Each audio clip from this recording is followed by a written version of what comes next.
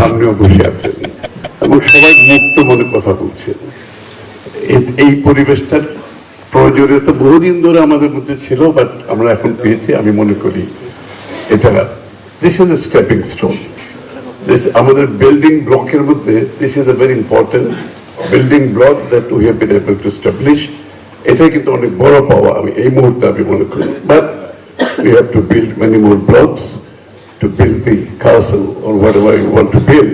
আমাদের যে কার্যক্রম আগামীতে সেটা বিরোধী দল হোক সরকারে হোক, আমাদের কিন্তু একটা ধারণা পরিষ্কার আমাদের মধ্যে যে কোন সরকার একা কোনো কিছু সমাধান দিতে পারে না, এবং সেটা যদি ডেলিভার করতে হয়, সেটা যদি বাস্তবায়ন করতে হয়, এখানে একটা পার্টনারশিপের বিষয় আছে। এবং আমরা দলগতভাবে যেটা সিদ্ধান্ত আছে এখন যে আমাদের আগামীতে যদি আমরা সরকারেও যাই, যে we have to govern with a partnership.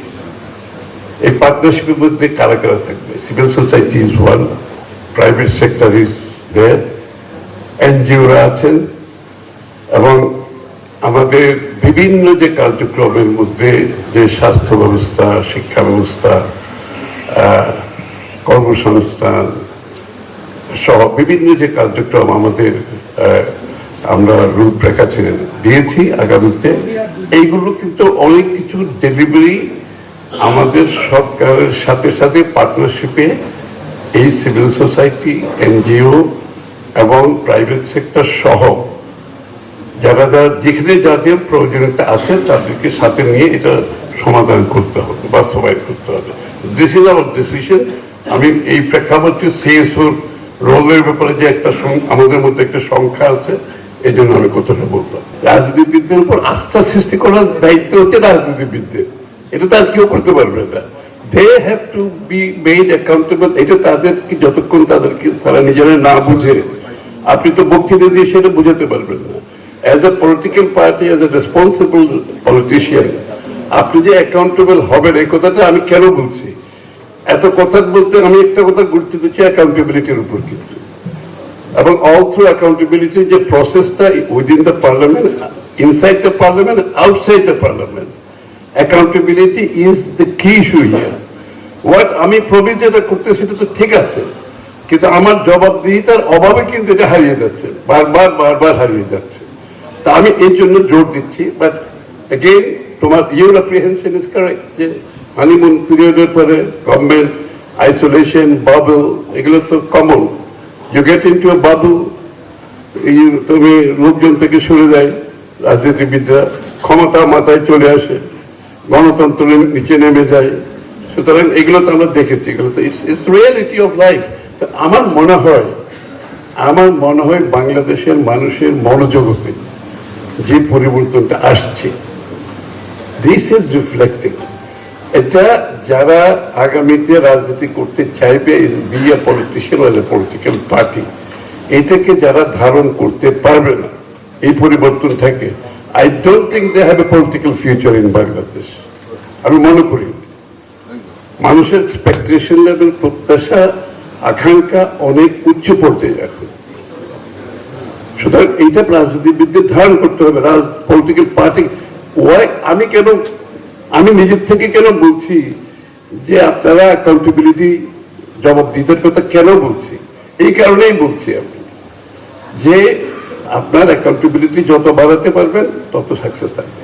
The parliamentary ডেমোক্রেসিতে অনেকে বিভিন্ন ধরনের মানে করাপশন, ওই যে অ্যাপয়েন্টমেন্টের কারণে যারা অ্যাপয়েন্টমেন্ট তাদের কাছে জবাব দিতে হয়, যার অ্যাপয়েন্টমেন্ট তার কাছে জবাব দিতে হতে হলে তো অবভিয়াসলি কারেক্ট, এটা তো জবাব দিয়ে হবে না।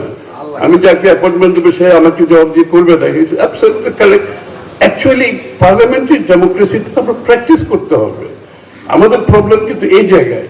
সব দল মিলে বাংলাদেশের সংস্কার করে বাংলাদেশ পরিবর্তন হয়ে যাবে, I am sorry, I do not believe in this. সব দলের একসাথে হওয়ার কোনো সুযোগ নাই। প্রত্যেকটি দলের নিজস্ব দর্শন আছে, চিন্তা আছে, ভাবনা আছে, রূপরেখা আছে। তো ডোন্ট টেল আস যে আমরা কি বাকশাল হয়ে যাবো নাকি? আমরা সব দল মিলে আমরা সবকিছু ঐক্যমত হয়ে যাবো, এই যে বারবার এই কথাটা আছে, I am sorry.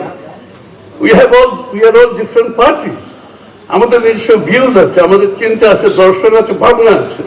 So don't lump us together and force others to impose your views on my views. এই যে একটা টেন্ডেন্সি ডেভেলপ করছি ইদানিং বাংলাদেশে, আমরা সব ঐক্যমত হয়ে যাই, আমরা সব ঐক্যমত হয়ে যাবো, বাংলাদেশের প্রবলেম সলভ। আরে হু এম আই? আর বিসাইডস পলিটিক্যাল পার্টিগুলোকে এই দায়িত্ব কে দিছে?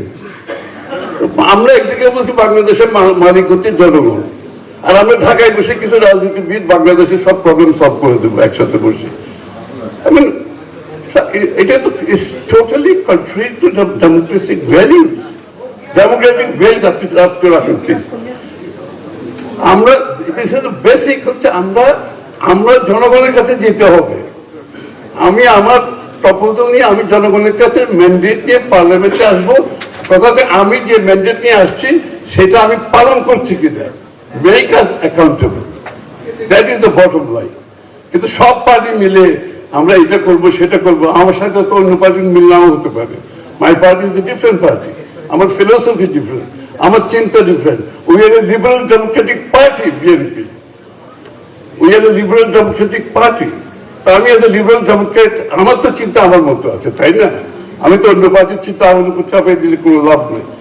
I have a view on economy, for example. আমাদের ভিউ হচ্ছে কি এখন, আমরা হচ্ছে ডেমোক্রেটাইজেশন অফ দি ইকোনমি। ইকোনমিকে, রাজনীতিকে খালি গণতন্ত্রায়ন করবেন আর অর্থনীতিকে নিজের মধ্যে রেখে দেবেন, পৃষ্ঠপোষকতার আপনি অর্থনীতি করবেন, কিছু লোক বেনিফিটেড হবে, কিছু অর্গানাইজড গ্রুপ বেনিফিটেড হবে, rest of the people will be out of piece.